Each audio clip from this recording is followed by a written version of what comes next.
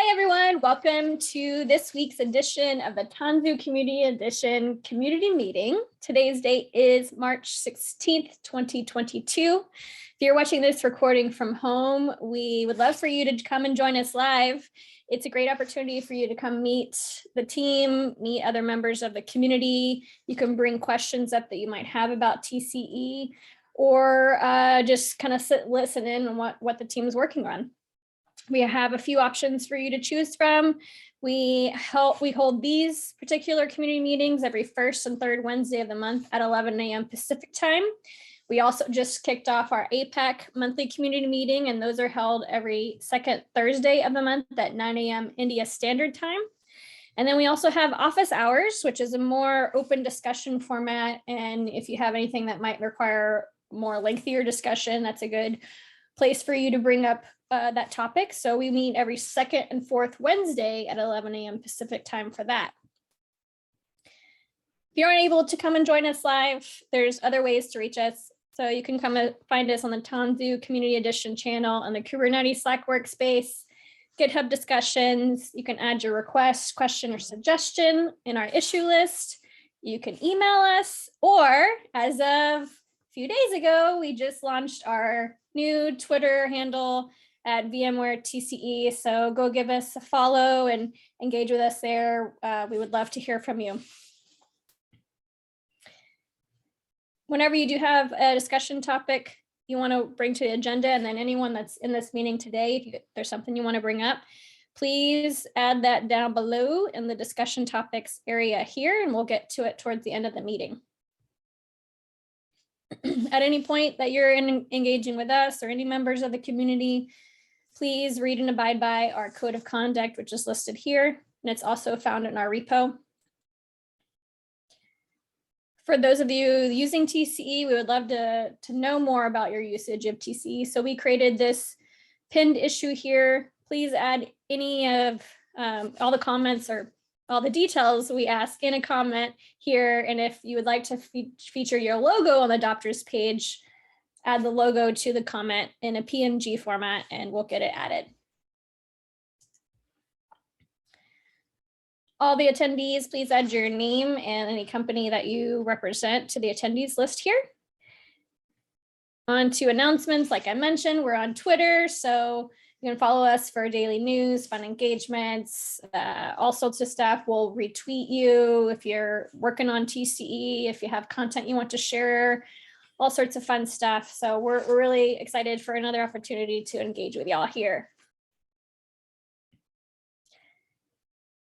Moving on to status updates. So as far as the product management updates go, we don't have quite anything more to share since our March 2nd updates, but you can check that out here. Is that correct? Is there anything that's been developed since we last spoke about this? Still working on it, so let's keep it at that for now. Cool, thanks, V. On to engineering updates. Josh, I'll let you. Hey, everyone. Sure. So John and I are going to go over some engineering updates. Feel free to ask us questions at the end. So to start off, V011 RC2 is on its way. We're hoping in the next couple of days to announce that. And our general availability of this next release is still targeting end of March. We're on track for that. Some core updates that you're going to see are that cgroups v2 is solved. So you will now be able to bootstrap clusters with cgroups v2 and no longer use workarounds. We'll be using CAPI v1 beta 1. CAP controller will be on 0.30. And our latest or highest Kubernetes version you can deploy with will be v121.5. John?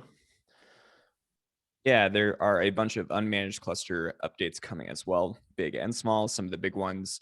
There's a work in progress PR to bring your own repositories, package repositories that you can configure. So then that will update to use whichever ones you want for the core and the user managed package repositories. As far as configuration, there's also going to be the provider configurations you can set. So you can actually give a kind configuration when you deploy an unmanaged cluster. The initial ARM support is also coming. Big shout out to Josh for getting that started. There is also the big multi-node clusters that will be supported, so you can deploy those locally with kind. And then we've been singing this song and dance for a while. Standalone clusters is being deprecated, so this is really the last we're going to hear about it in this release. Josh, Awesome. quick Thanks, question. John. Josh? Yeah, so, we'll answer questions at the end. Give me just a sec. So Okay. for the app platform side of things, just a couple updates on this end. I'm mostly speaking for Cardic right now. There was a plan for the app CLI plugin to be included in this release. It's quite unlikely it's going to make it. I put a link in chat for the app CLI plugins GitHub page if anybody wants to check out what that is. We'll target getting that into V012. The application toolkit package is on track to get a PR in this week. So we're hoping to merge that. That toolkit package brings a lot of other packages together to give kind of a cohesive app platform on top of TCE. And then as many of you have seen, we've already merged in the Flux CD, Cartographer, and Cert Injection webhook packages. Those will all be available starting in V011. Cool. Sorry to cut you off, Steve. Go ahead. Cut me off. What's the worst thing that's ever happened to me? So could you just give us like those upgrades to like Cap 1, V1, Beta 1, and the upgrade to Cap Controller 0.3? Could you give like here's the 2 coolest things that are coming? Because I bet those upgrades actually mean nothing, but I'm sure they actually do mean something to end users. Could you just say like, what are your 2 most things you're excited about with them? Yeah. I think as far as V1 Beta 1 CAPI goes, most of it is implementation details and plumbing for us. I don't think our end users are going to be heavily impacted by that, especially if they're going through the Tanzu abstractions. For Cap Controller V030, similar story. There's a lot of different things with package reconciliation that works under the hood that we need in order to get some of these new packages out. So personally, from an end user perspective, I'm actually not super concerned about any end user impacts, positive or negative, of these 2. But if folks have any that they want to call out, feel free. No, I was actually just you personally, like why you were excited that those 2 things land. Like it could be like for these things in general, when you guys do these in the future, like the cap moving to this, like this issue that we've been grappling with goes away. Like that's exciting to me, even though it won't affect me directly, just as a project. Yeah, totally. There's nothing that I'm particularly excited about with these 2 upgrades. To be super honest with you, they're largely there to keep us up to date with the newest stuff that's out, so that we're up to date with patch releases, security vulnerability things, all that good stuff. And then also our transitive dependencies that we have oftentimes require some of these newer versions because they tap into lower level components that we expose. So it's largely to support those pieces. I think probably the best thing I can say is every release of Cap Controller seems to do a better job of reconciling both not getting in deadlocks and doing it in a more performant manner.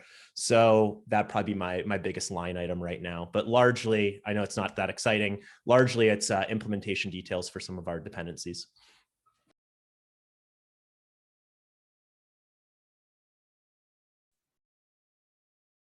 Great, thanks, Stephen, for your questions. Any other questions or comments?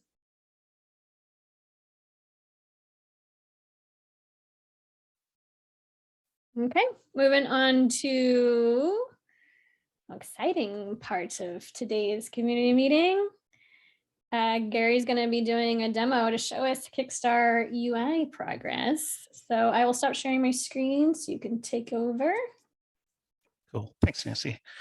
For folks who I have not chatted with yet, my name is Gary. I'm a product designer at VMware, working with the TCE team on all things interfaces, so things like our CLI and, of course, the UI that I'm going to be walking you all through. I'll start to share my screen. So a bit of context. We've taken a lot of the feedback over the past couple of months and consolidated them into an effort that we're calling Kanzu Ui, and we're building a plugin that will enable this kind of UI experience for managing clusters, provisioning workload clusters, and viewing clusters from TCE. And one of the goals that we're striving towards is really provide the on-ramp and onboard experience that feels TCE-like. I can only describe it as a vibe in which we're striving towards, in which we want to give people the sense of what it means to be using Tanzu from an open source perspective, but also give them an ease into all the functionality and concepts that we are kind of advocating with TCE. So I'm going to step you through a few, one particular flow with provisioning the management cluster, but I'm also going to point out a few things that are of interest for you all. And starting here, where we have a welcome page, we're looking to surface content that is relevant for folks to understand what is Tanzu Community Edition, along with documentation and things just to get folks up to speed as to what we're going to be going through with creating clusters and working with our workload clusters. From here, oh, by the way, this is all kind of work in progress. So all the copy and kind of text that you see here is definitely kind of things that are in the spirit of what we're hoping to communicate, but definitely a lot of work to be done around refining and iterating on what I'm presenting here today. But the core thing here is to get started. From here, you're presented with two flows in which you can create a management cluster and a workload cluster. And we also have introduced this side panel where you're able to jump into those particular workflows and also view the clusters that you've created using TCE. So I'm going to jump into create management cluster here. Really familiar screen. We're giving you the affordances or listing of all the providers that you're able to deploy the management cluster to. For the workflows that we've been thinking about, we've been starting with AWS. Of course, we're hoping to apply the same patterns across things like vSphere and Azure. So click on create cluster. And here is something that we've been really digging into for the new experience is how do we make the steps and amount of inputs that a user will need to provide really clear and understandable. So this is a reimagined kind of layout and information architecture where we're parsing out the major moments in the installation step. Here we start with providing credentials, and then we step through to cluster settings, regions, configuration, and a summary page in order to kind of get a sense of what exactly is happening as you're provisioning the management cluster. Pattern to that kind of persists across all of these moments is this advanced settings, which will enable you to kind of peer into more advanced kind of fields and selections in order to really fine tune the deployment. But from here, we're going to be surfacing the initial step of authenticating with the provider that you're looking to deploy to. So click on connect. From this point, providing cluster name, but also kind of taking stock of the complexity that comes with node type selection here. So for those who are familiar with the AWS flow, you might have been familiar with the node type selection dropdown and all the numerous options that you get from that dropdown. And so we're looking to provide a little bit of guidance here in terms of what kinds of workload you're looking to deploy onto the cluster by having this kind of curated, lightly kind of opinionated set of kind of instance types that will be mapped to the provider that you've selected. For those who are looking to get more specific around what instance types they're looking to deploy, they could click on the advanced settings and you get this advanced settings area where you're able to do some further refinement and maybe even kind of be more specific as to what kinds of instance types you want to provision the control plane cluster with. But for now, we're going to go back to our not advanced settings state. And then from here, we have our AWS regions, our AMI, OS image, EC2 key pairs. We've moved away from the development versus production instance type profiles that you might have seen with the Bootstrap UI. Instead, we've kind of started exploring this idea of availability zones and be able to toggle additional availability zones as needed, and also providing a bit of guidance in terms of why you'd want to do this for your control plane cluster. From here, we have our consistent configuration that includes things like our cluster metadata, identity provider, proxy usage, and a few other things that I'm sure you all are familiar with from the original Bootstrap UI. And then we got a full summary, and this is going to output all of the options that we have inputted before.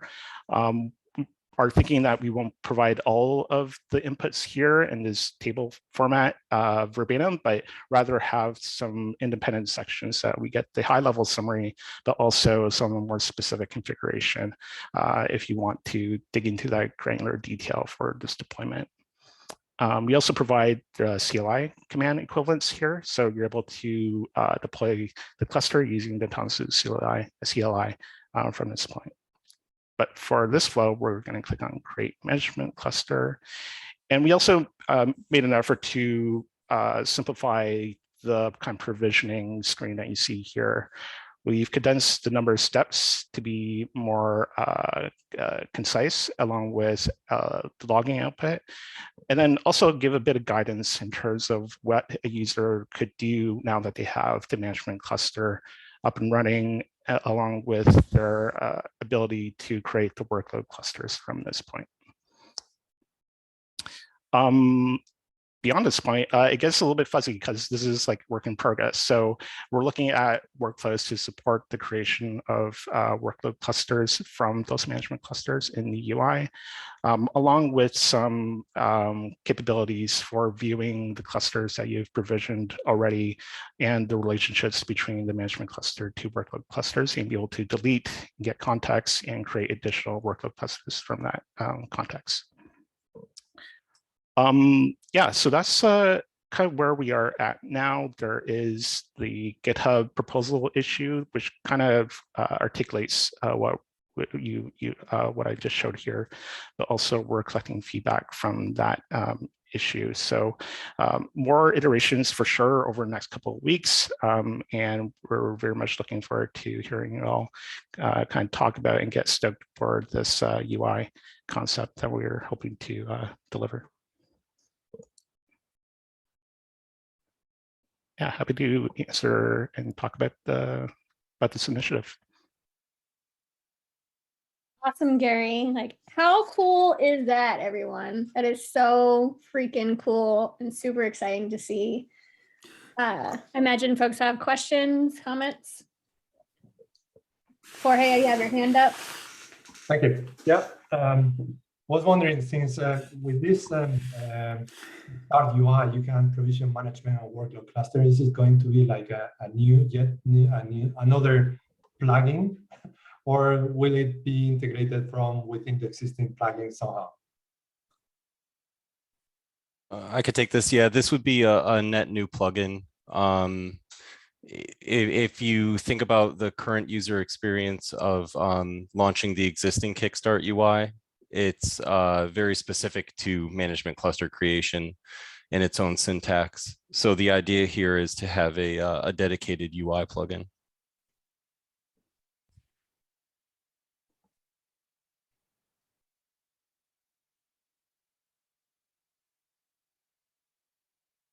Okay, so my feedback is this is awesome. And also amazing how fast you guys turned this around. Like, Justin, was it like just 2 weeks ago that you were saying there was a proposal for this? And then now 2 weeks later, we have a really nice, I mean, I know it's not finished, but it's a lot further along than I expected in 2 weeks. My only request is I would love to see as the next flow that you tackle is unmanaged. I think unmanaged is really important, especially for getting new users on board. Because it's the cheapest and quickest way we can get people to start playing around with TCE. So seeing that, and that actually should also help you with what a workload cluster should somewhat look like too, because it's a very similar flow. That's just my only request, but I love the work. Let me know when I can beta test, because I'm super excited to try, or alpha test, or, you know, first working thing test. Mm-hmm. Yeah, great, thank you. Steve, I actually have a question for you. Would you imagine wanting to use the UI to create an unmanaged cluster? I might, if I was a new user who liked GUIs, and I didn't like CLIs, and so we could say that. The other reason I might like a UI is if I'm spinning up a lot of unmanaged clusters internally, and this gave me the ability to see all the unmanaged clusters I have locally. I might, if when I'm done spinning it up, there was something that this UI allowed me to interrogate about the unmanaged clusters, I would have to, like, you know, like if it actually somehow neatly flowed into some, here's the management cluster we just spun up, unmanaged cluster we just spun up, and here's the link to its portal or something like that, so that I could start looking into my cluster right away. Other than that, no. Especially if I mean, of course, not for CI/CD stuff and all that other stuff. But as a new user, I could see at a new user or a workshop, this would be a very nice way to walk people through how to do it. Perfect. Good. Yeah, there was just some discussion about that, so it's great to hear some actual feedback. Thanks.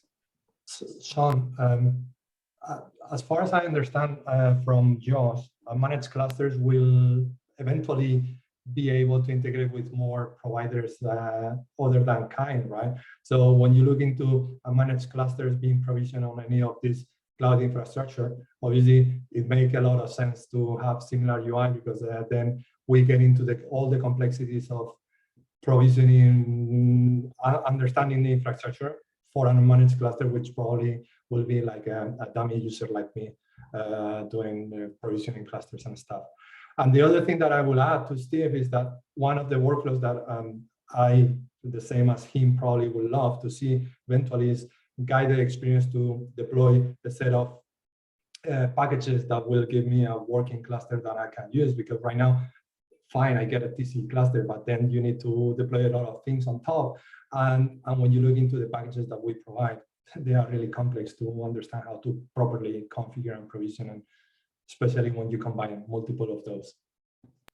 Oh, that does remind me of another piece of feedback I wanted to give to Gary about the choosing your profile screen. I am disappointed in that screen though. I thought when I had originally seen that, I thought that was going to be you were going to install a set of plugins that gives me like a developer cluster, or like it had a whole bunch of stuff pre-configured. But this doesn't help me that much in terms of compute type, really. I'd rather actually wait for this kind of stuff until we get the stuff Kartik's working on meta packages done. And then this is when I choose a meta package. And then based on the meta package I choose, you could make suggestions about what hardware you might want. But in terms of this is not that helpful right now. This takes up a lot of space compared to what I think the value it actually brings, given what it brings. That's all. But I do agree it's confusing picking all the different types, but I would actually just put a link to the Amazon instance types page or something instead. Josh, you raised your hand. Yeah, I just want to say on the packaging side, we definitely hear you all. There's larger product conversations going on around exactly what domain should own the package installs and all that stuff. So totally heard, agree it needs to be there. I would love to hear more about if this instance type approach is problematic in the proposal. One of the things that we have observed with end users is that when you drop down in the existing Kickstart UI, the amount of EC2 instance types, there's about 77,000 of them. And it's really confusing to understand and reason about what's going to be adequate for your use case. So going from 77 options and or reference to docs to 5 known working options that go slightly towards what you're preferring, be it compute or memory, seemed compelling to us. If that doesn't feel compelling, though, I'd love to hear in the proposal from folks, because this is certainly a decision we could turn around if need be. Yeah, can you, I won't talk about it now, but can you link to the proposal just again, just so I can open it up rather than go deep? Yeah, I've got it in chat. I'll link it again too. Thank you. You got it. Thanks. If I have time, Josh, to answer one of your questions related to this instance type. One thing that I just noticed is that you're selecting instance type for management cluster, and you are like talking about the usage that you are going to give into a management cluster, which I'm not an ops guy, but I pretty much understand that management clusters, they are just there to be able to create clusters. So like storage optimized, memory optimized, compute optimized. I don't know whether that much makes a lot of sense for management cluster. It does for workload, obviously. But then for workload, you specify some type of what you are going to be doing, the instance type, but then you get to the regions, and that regions to me, it seems like really complicated. The fact that you need to understand whether you want to use 1 A set or 3 A sets. I mean, I know that already because I've been working with this a long time, but as a user, I would really not understand that it means that I'm going to deploy 1 node or 3 nodes. The fact that I'm selecting 3 A sets, right? So that is probably something that needs to be better described. The fact that the A sets means the number of nodes that you are going to be defining. Because what if I want 6 nodes? How many A sets do I need to use? 6? I guess not. So. Yeah, I think that's really good feedback. If you can put that in the proposal too, Jorge, we definitely need to rethink tab 2 with regards to the context of a management cluster, because you're absolutely right. These are more focused on decisions you'd make based on workloads you're going to run. So get this feedback in the proposal. We super appreciate it. The line we're balancing here as we all try to reason about this is like, how do we give a simplified known good path? Because so many people are just trying to get started and failing, but still give enough knobs, right? So, especially like Jorge's feedback and your feedback, Steve, let's capture that in the proposal, and then keep that kind of balancing act in mind here. And long term, this will be completely cohesive, where it's like, there'll be really easy ways for you to drop down into the more intense knobbed configuration with all the settings for the advanced user. But at least initially, we want to think like, exactly to your point, Jorge, like, how could it be just so wicked clear as you're getting started that you make maybe 2 to 4 choices, and then a management cluster gets spun up without there being 6 failures in between your initial try and your final try. So thanks for the feedback, everyone.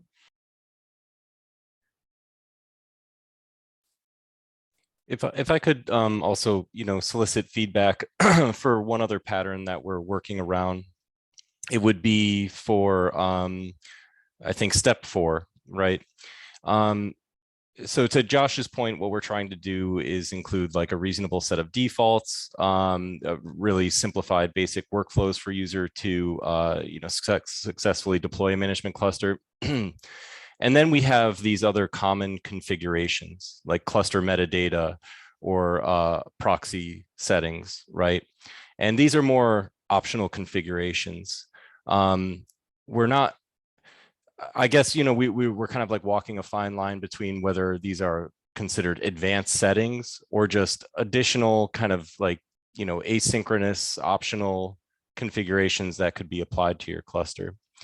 So if anyone has any feedback or thoughts that they can add to the proposal on, like, whether they feel that these optional configurations should be part of advanced settings for certain steps, or if they kind of deserve their own area or like kind of catalog of optional configurations, that would be helpful too, because I think we've kind of gone back and forth on this one a little bit internally.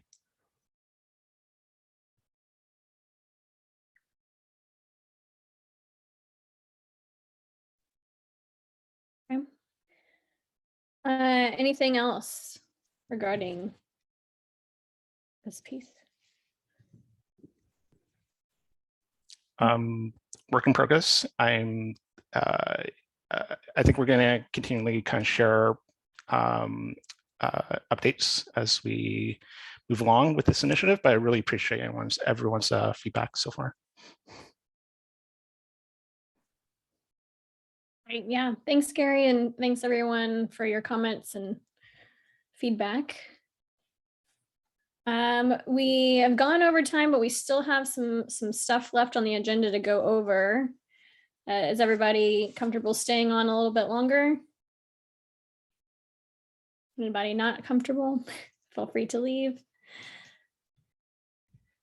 Reshare my screen.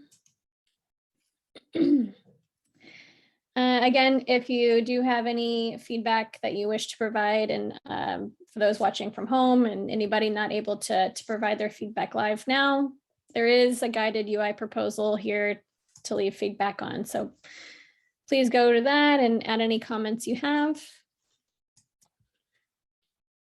On to advocacy updates. I know Tiffany had to drop, so I'll go ahead and give those for her. Looks like we have a guide that was created on Sonobui for CNCF conformance in VMware, the TCE.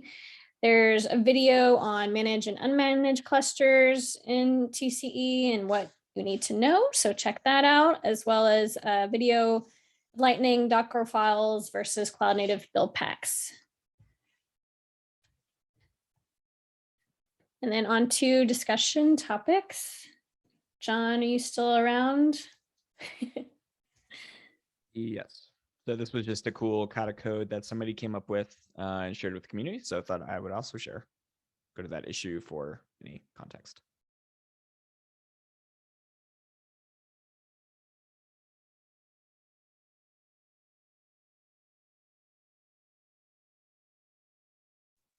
Oh, cool. Adrian, he works on our chocolatey repo for Carvel stuff.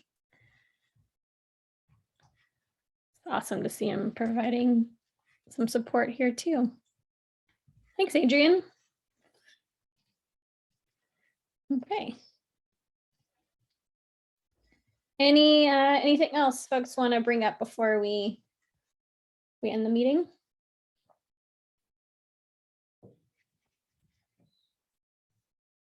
Okay. Well, thanks everyone for joining today. Thanks to Gary for providing that demo. Really cool to see, super exciting stuff. Again, please take a look, provide feedback. We'd love to hear your thoughts on it. And we'd love for you to join us at our next meeting. So come join us for the office hours next week at 11 a.m. Pacific time. Otherwise, you can find us on Slack, on Twitter, on GitHub, on email. We'd love to hear from you. Again, thanks everyone. Have a good day.